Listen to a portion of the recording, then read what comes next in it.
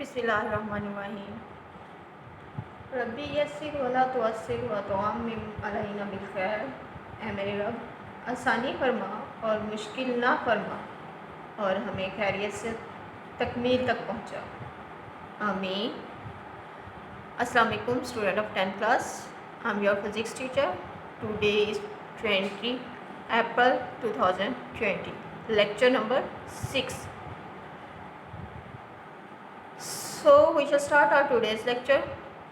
We are discuss about chapter number 10, simple harmonic motion and waves. Topic number, our today's topic is topic number 10.2, damped oscillation.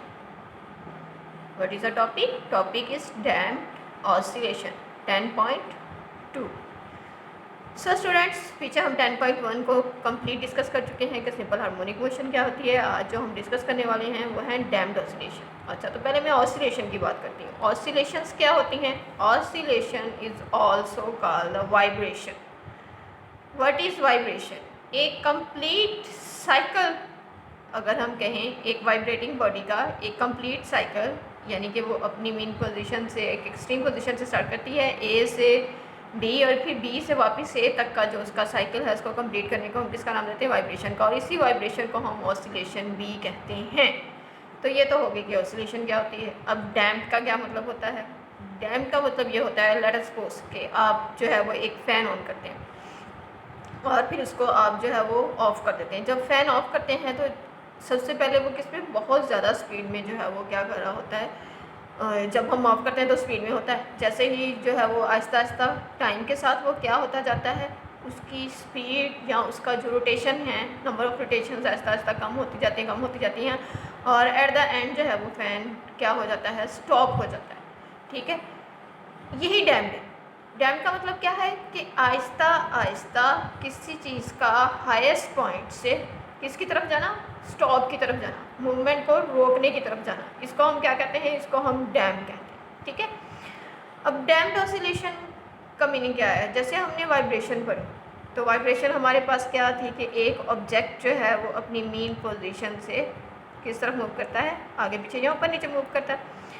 सो क्या होता है कि यहाँ पर हमारे पास ये जो भी ऑब्जेक्ट है, लाइक वो एक सिंपल पेंडुलम है, तो वो मूव करता है। हमने उस पर फोर्स लगाई तो वो मूव करता है। ठीक है, और आहिस्ता आहिस्ता मैंने आपको बताया था कि एट द एंड वो क्या हो जाएगा, वो रुक जाएगा। वो रुकता किस वजह से? उसकी फ्रिक्शन फोर्स की वजह से। यानी उस पर फ्रिक्शन फोर्स जो है वो असरअंदाज होती है, जो उसकी मोशन को अपोज करते करते और एट द एंड जो है वो क्या कर देती है, वो फोर्स ज़्यादा हो जाती है, उसकी मूवमेंट फोर्स है, जिसकी वजह से वो ऑब्जेक्ट जो है वो रुक जाता है। अब क्या हुआ कि अब हमारे पास किसने इसको रोका? इसने फ्रिक्शन फोर्स को रोका। आपकी बुक में यहाँ पर डैम्प्ड ऑसिलेशन में बताया गया आइडियल सिस्टम। आइडियल सिस्टम कैसा सिस्टम होगा? जिस पर फ्रिक्शन फोर्स अफेक्ट ना करे और वो सिस्टम जो है वो कभी भी क्या ना करे, स्टॉप ना करे, वो आइडियल सिस्टम होगा। लेकिन हम जानते हैं कि ऐसा आइडियल सिस्टम एग्जिस्ट ही नहीं करता। आइडियल तो कोई चीज़ भी एग्जिस्ट नहीं करती। अगर हम ह्यूमन बींग्स देखें तो ह्यूमन बींग्स में कोई भी जो है वो आइडियल पर्सन नहीं है सिवाय हज़रत मोहम्मद सल्लल्लाहु अलैहि वसल्लम की ज़ात के।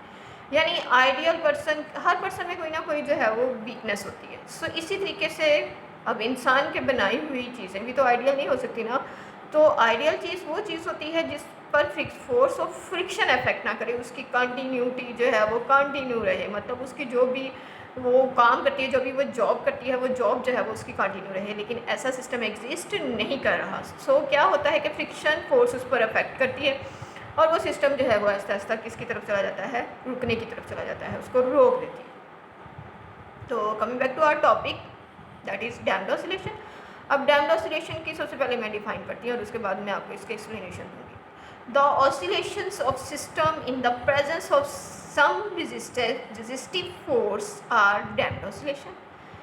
ऐसी ऑसिलेशंस यानी वाइब्रेशन जो है वो किसी भी ऑब्जेक्ट की किसी सिस्टम में जो कि किसी रेजिस्टिव फोर्स की वजह से प्रेजेंट हो, उसको हम किसका नाम देते हैं? डैम्प्ड ऑसिलेशन का नाम देते हैं। यानी कि क्या हो कि रेजिस्टिव फोर्स क्या करे, उस ऑसिलेशंस को स्टॉप कर दे, आहिस्ता आहिस्ता एक्सट्रीम पोजीशन से किस तरफ ले जाए, उसको स्टॉप कर दे, एक्सट्रीम पोजीशन से उसको ज़ीरो पर लेके जाना जो है वो क्या कहलाता है?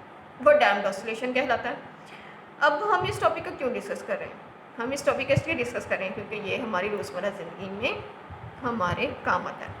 अच्छा, अकॉर्डिंग टू डेफिनेशन अगर हम देखें, लेट अस सपोज हमारे पास एक बेल की, यहाँ पर मैंने एक बेल ड्रॉ की हुई है। ये बेल पुराने ज़मानों में यानी हमारी स्कूलिंग में, हमारे स्कूल में ऐसी बेल हुआ करती थी।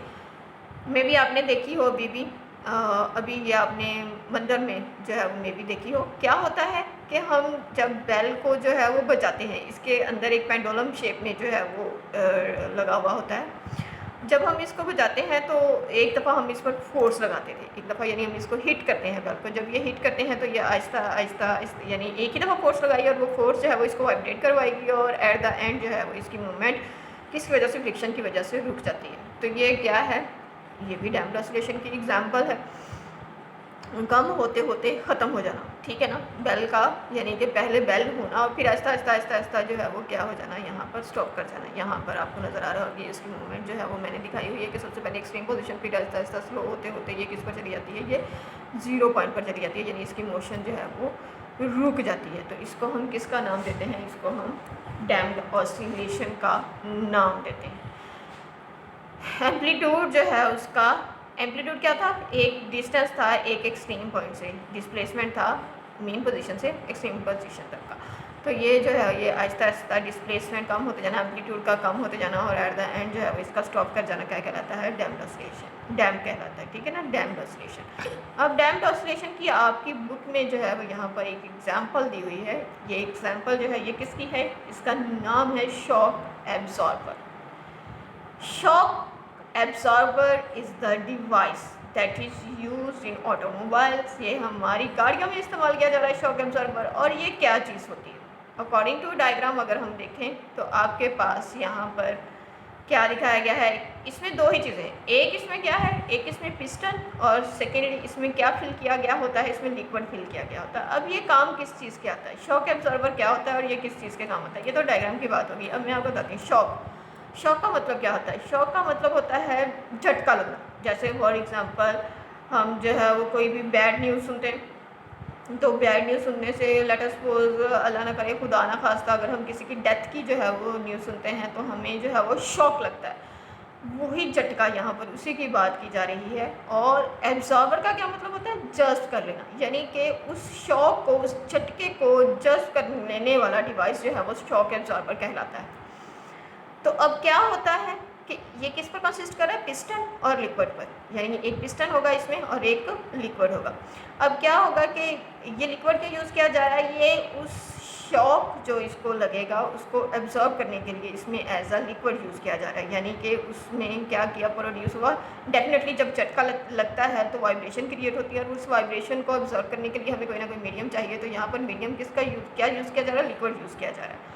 अब क्या हुआ कि अगर हम लग्जरी कार्स की बात करें तो क्या होता है कि जब भी उसमें स्पीड ब्रेकर आता है, हम उसमें बैठे हुए हैं, उसमें स्पीड ब्रेकर आता है तो अचानक पता नहीं चलता, तो क्या होता है कि हमें वो शॉक जो है वो, यानी कि वो जो झटका है वो हमें इतना ज़्यादा फील नहीं होता। लेकिन अगर हम पब्लिक ट्रांसपोर्ट की बात करें तो पब्लिक ट्रांसपोर्ट में क्या होता है कि किसी वैन पर हम लोग बैठे हुए हैं तो कोई भी स्पीड ब्रेकर आता है, अचानक अगर ड्राइवर को पता नहीं चला तो हम लोग उछल कर जो है वो अपनी सीट से नीचे गिरते हैं। उसमें क्या होता है, उसमें शॉक एब्जॉर्बर जो है वो काम नहीं कर रहा होता है।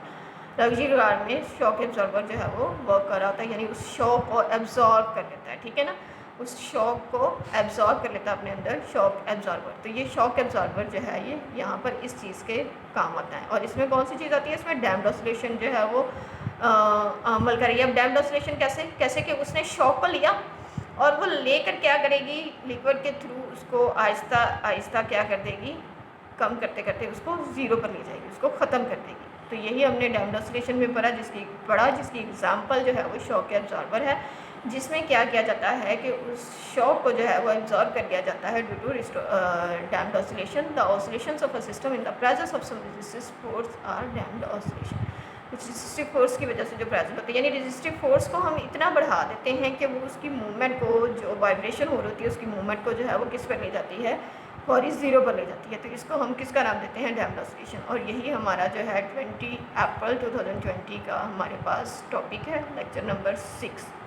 ये हमारे पास लेक्चर नंबर जो है वो 6 है, मंडे का टॉपिक है आपका।